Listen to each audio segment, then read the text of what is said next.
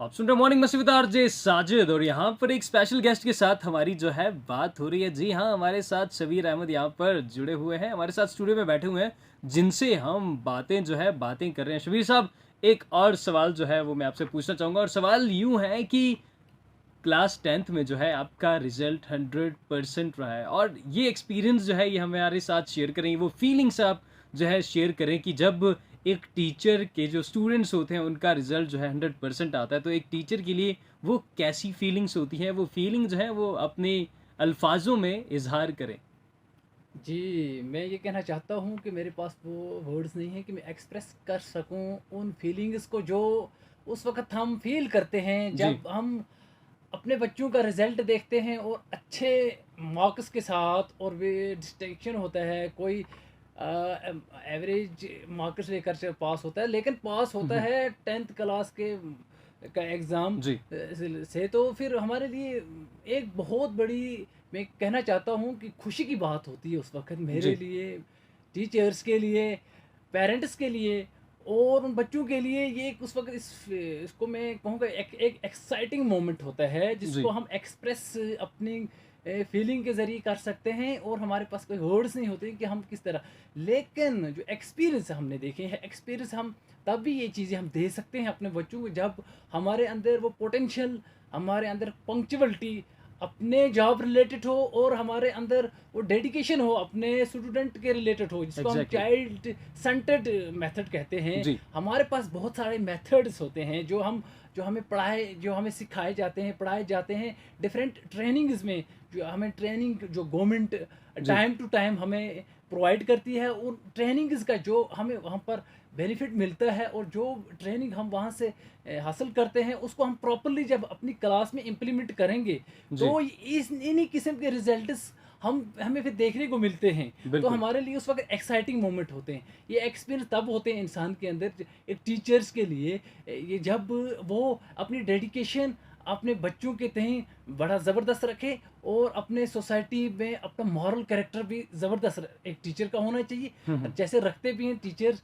तो इसके लिए मेरी जो एक्सपीरियंस है, हमारे पास बहुत सारे मेथड्स हैं हम्म। जिन मेथड्स को हम अप्लाई करते हैं क्लास में। जी। जैसे कि हम स्टो का भी वो, तो हमारे बहुत सारे मल्टी मेथड्स होते हैं जिसके ज़रिए से हम अपने बच्चों तक रीच आउट करते हैं, हम बच्चों तक पहुंचते हैं।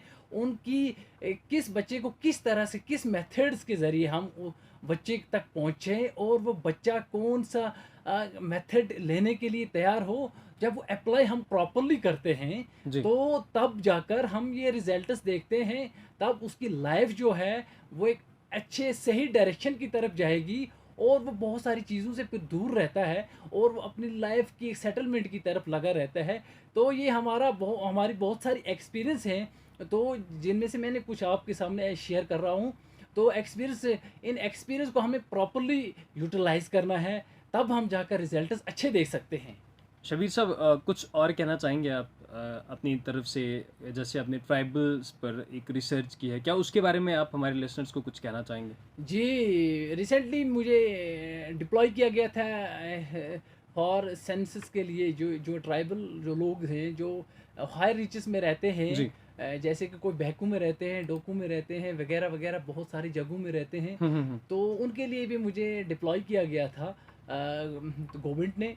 तो उसको मैंने प्रॉपरली, उसको मैंने वहाँ से डाटा कलेक्ट करके लाया, हम्म। और जो हमें कुछ फॉर्मेट्स दिए गए थे, उन फॉर्मेट्स को हमने प्रॉपरली लाया लिख कर। हम्म। और वो फॉर्मेट्स जो उनकी नीड, उनकी जो उनके लिए कौन कौन से हमें क्वेश्चन किए गए थे उस फॉर्मेट में, वो हमने प्रॉपरली लाया फिलअप करके। और जो उनकी जो मुश्किलात हमने देखी, प्रॉब्लम्स, इशू बहुत सारे हैं, जी। तो वो गवर्नमेंट खुद उन पर करेंगे हमें।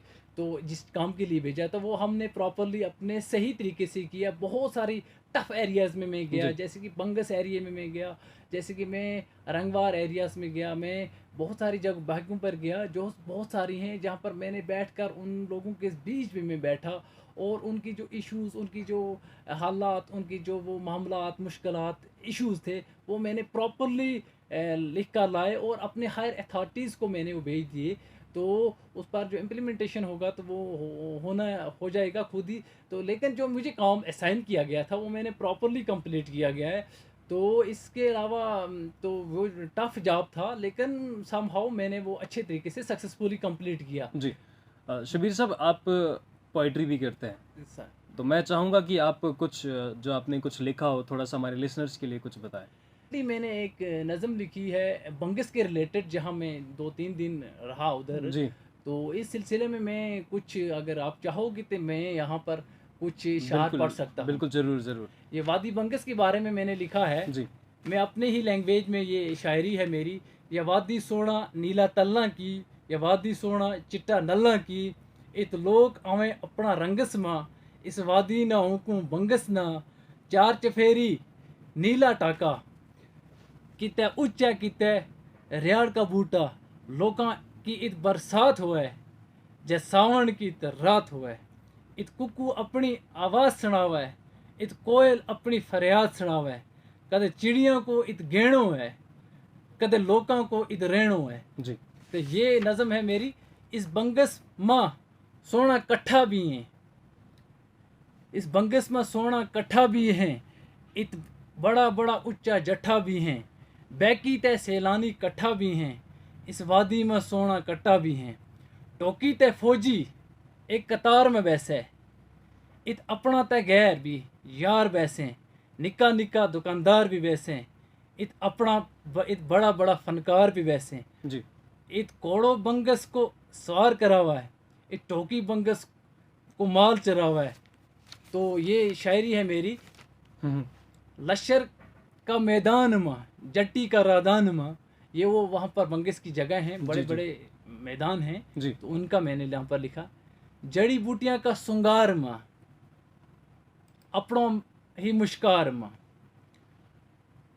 तो ये शायरी मैंने लिखी है, और भी बहुत सारी है, मैं ये पढ़ सकता हूँ। मैंने अपने गांव के रिलेटेड भी शायरी लिखी है, अगर जी आप कहेंगे तो मैं सुनाता जी। हूँ। शबीर साहब, मुझे ये बताएं कि ये जो पोइट्री का शौक है ये कब से आया?